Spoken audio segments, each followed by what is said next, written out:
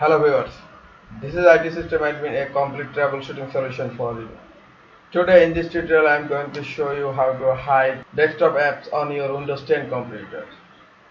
It's a very easy technique, so don't forget to watch full video.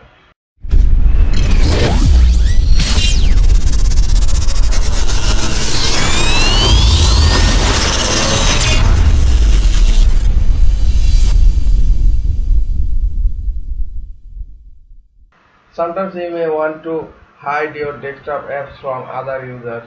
So what to do? Just right click on empty area of desktop.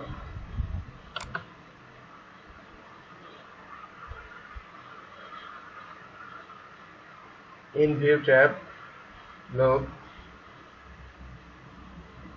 show desktop icons. Just uncheck it. Click on show desktop icons. Look, all desktop icons are hide now. If you want to visible your desktop icons, then right click again and on view tab just click on show desktop icons. Okay, all your desktop icons are right now visible.